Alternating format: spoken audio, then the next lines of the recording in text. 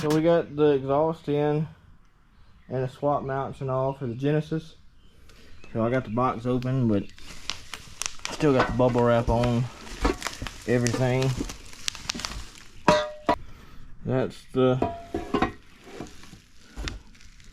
should be the driver's side header. Some decent welds on it. It's got a V-band on it, so hopefully we won't have any leaks. Got the O2 sensor bung. There's that pipe, the flex pipe.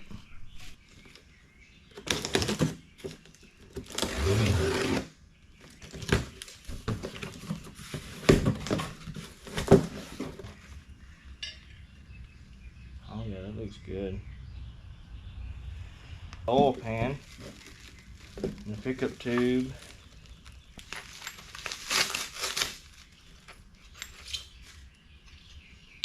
So that's the engine side plates.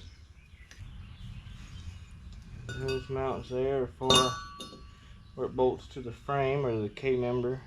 Now we've got everything, we can start. We can roll the car back in here. I've got the new oil pan on.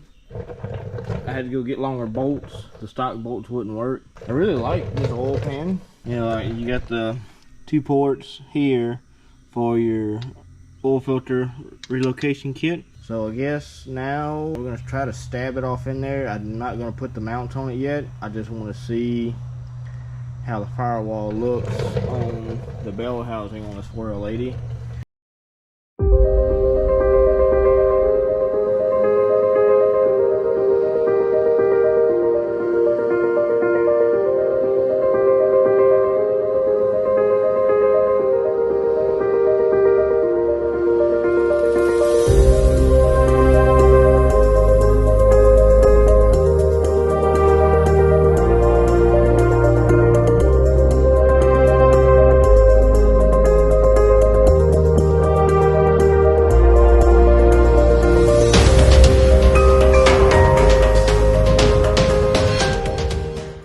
Alright, so we ended up getting the engine mocked up in here.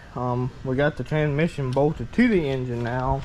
The only issue with the transmission is that when it's jacked up to where it needs to be, this plug right here is up in the transmission tunnel. So there's no way to get the connector plugged in. Also, that front connector, the back one is okay, I can make that work. The front one is almost touching the transmission tunnel, and it's not high enough up yet. I'm gonna have to massage the tunnel a little bit. This side I'm not too worried about. What I'm kind of worried about is this side, because that's where the factory cross member went. So I'm worried that's gonna be reinforced more. It's gonna be thicker metal, but I'm hoping I can take and cut through there and get me enough room to get the connector on it. If so, then I won't have to worry about it no whole lot.